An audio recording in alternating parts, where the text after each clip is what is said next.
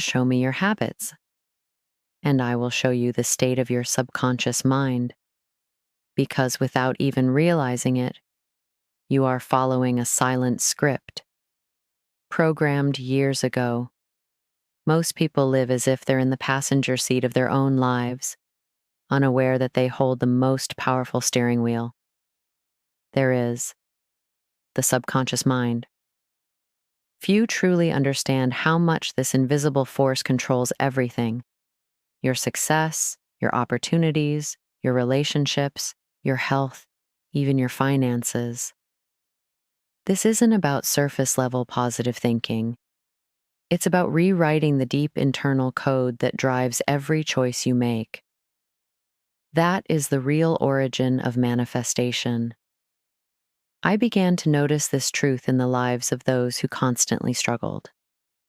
They prayed, they planned, they hoped, but nothing changed. It was as if something kept blocking them, and that something was always the subconscious. Their conscious desires were being sabotaged by unconscious beliefs. And the subconscious always wins. You don't manifest what you want. You manifest what your subconscious believes is true. And here's the key. The subconscious does not distinguish between reality and repetition. Whatever is fed to it with emotion, imagery, and consistency becomes a command. That's why repeating things like "I'm not good enough," "nothing ever works out for me," or "I'm just unlucky" gets recorded as fact, and then life aligns with that belief. But once you understand how to direct this force, everything begins to shift. And it's not mystical, it's methodical, it's emotional discipline, it's conscious awareness, repeated daily. I'm not here to offer you magic. I'm here to remind you of your power. You carry within you the most powerful tool for transformation that exists: the ability to reprogram your subconscious mind, and through it, completely change your reality. You weren't born with limiting beliefs. You didn't arrive in this world thinking you were unworthy, incapable, or destined to struggle. Those thoughts were planted, carefully, repeatedly, often by people who didn't even realize they were doing it. As a child, your mind was wide open, a fertile field. Every word spoken around you, every emotional experience, every reaction from authority figures became a seed. And the subconscious doesn't question the seed. It simply absorbs and grows it. So if you grew up hearing things like "money is hard to earn," "you have to work yourself to death to succeed," or "people like us don't get far," then guess what?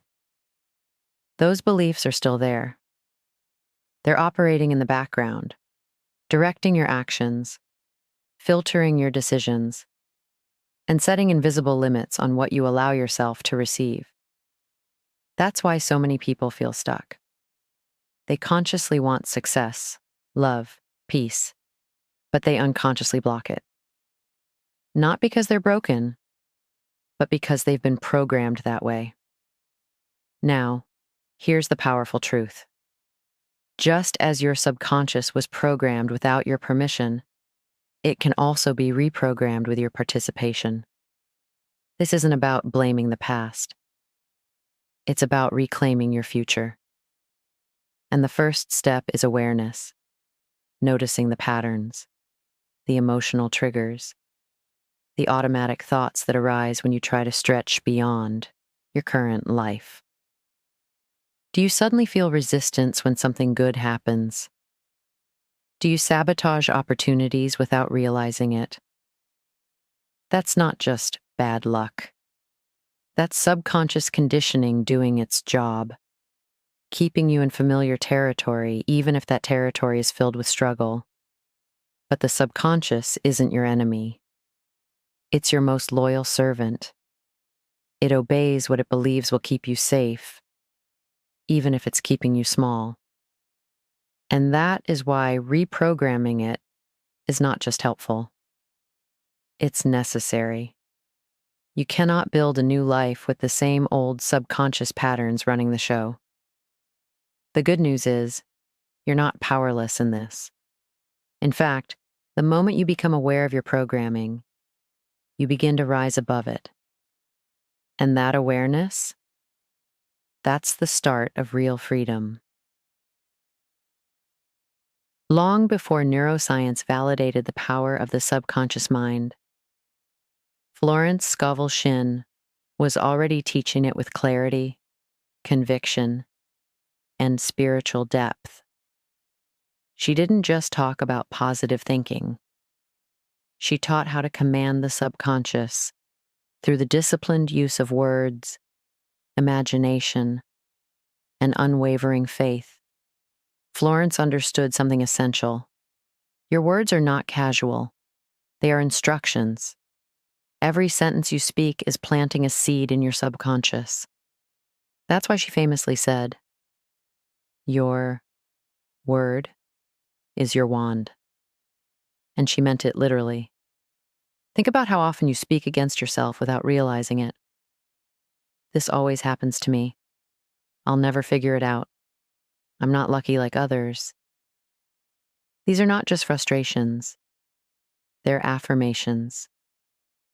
And the subconscious doesn't argue. It accepts.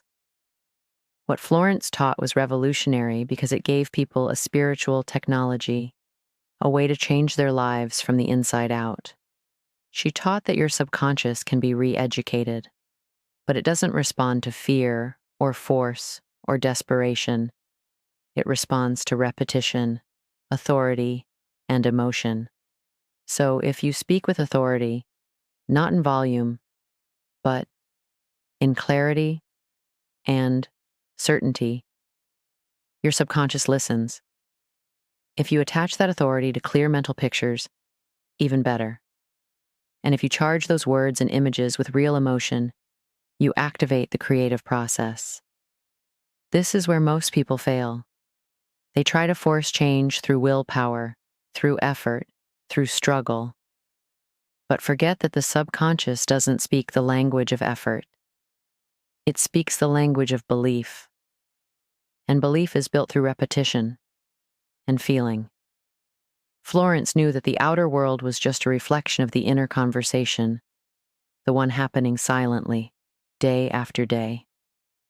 If that inner conversation is full of fear, doubt, and negativity, no amount of external effort will create lasting change. But when you master that inner dialogue, when your words, your images, and your feelings align, the subconscious obeys, quietly, powerfully, consistently, and suddenly what once felt impossible begins to unfold naturally. Not because the world changed, but because your internal programming finally aligned with your true desires. If you're ready to reprogram your subconscious, it starts with one word: consistency. This isn't about doing something once and expecting a miracle. It's about creating a new rhythm, one your subconscious can recognize, absorb, and follow. The first step is awareness. Start by noticing your inner dialogue. What do you tell yourself when things go wrong? What do you believe about success, about love, about your own worth? These thoughts have been running unchecked for years. It's time to bring them to the surface. Once you've identified the limiting patterns, the second step is to replace them with conscious commands. And that's where your words become powerful tools. Florence Scovel Shinn taught that affirmations are more than hopeful phrases. They are laws you declare to your inner world. But here's the secret. Your subconscious doesn't respond to empty repetition. It responds to emotionally charged repetition. You must feel what you say. Not fake it. Feel it. So when you affirm something like, "Everything I need is already on its way," say it with certainty. Close your eyes. Visualize the outcome. Feel the calm that comes from knowing it's done. That emotional certainty is what imprints the idea into your subconscious. The third step is visualization. This is not daydreaming. It's mental rehearsal. Imagine yourself already living the life you desire, in vivid detail. Your subconscious loves images. When paired with feeling and repetition, these images become the blueprint for your external reality. And finally, the most overlooked but essential step, detachment. You must let go of the need to control how it happens. Florence always reminded us to trust divine timing. When you plant a seed, you don't dig it up every day to see if it's growing. You water it. You trust it. You wait in expectation. Reprogramming isn't about struggle. It's about alignment. You align your thoughts, your words, your emotions, and your vision, and the subconscious follows. Every time you speak with intention, every time you visualize with belief, you are reshaping the invisible architecture of your life. And that, more than anything, is what leads to lasting transformation. How do you know it's working? That's the question everyone asks. Because we're used to chasing instant results. We want the shift to appear in our bank account, our relationships, our bodies. But the truth is, the first signs of deep transformation are not external. They happen inside. The first sign is emotional neutrality toward old triggers. You stop reacting with the same fear, anger, or doubt when faced with familiar situations. Something that used to throw you off no longer shakes you. You may not have reached your goal yet, but you feel different, more grounded, more in control. That's your subconscious releasing the old script. The second sign is unexpected clarity. You start to see things from a higher perspective. Decisions that used to feel overwhelming become obvious. You no longer second-guess yourself constantly. You trust your intuition because your subconscious and your conscious mind are beginning to align. Then comes the shift in self-talk. Without effort, you catch yourself speaking with more confidence, using words that reflect belief instead of lack. This is the result of repetition working in your favor. The inner voice that once whispered, "You can't," now says, "You're ready." You may also notice external synchronicities, small events that seem too aligned to be random. The right opportunity shows up. Someone mentions exactly what you were thinking. A door opens, where before there was only a wall. These are signs that your inner vibration is attracting a new reality. Florence once said, "Faith knows it has already received and acts accordingly." That shift in your emotional state, when you start walking through life as if what you desire is already yours, is the most powerful sign of all. But perhaps the most important sign is this. You no longer feel desperate. You're still hungry, still focused, but not from a place of lack. You're moving with purpose, not panic. That inner calm is the clearest signal that your subconscious is now aligned with your vision. So don't look for proof in the outside world. Right away, look within. That's where the real evidence always appears first. Let me leave you with this. Your subconscious mind is not your enemy, but it will follow your orders, even if those orders are self-destructive. That's why awareness is not optional. It's essential. You are either programming your mind or your environment is doing it for you. And most of the world is noisy, negative, and afraid.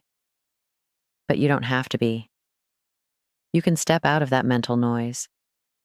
You can train your mind to serve you, not sabotage you. You can build a new internal narrative, one that empowers you, that expands you, that actually leads somewhere meaningful.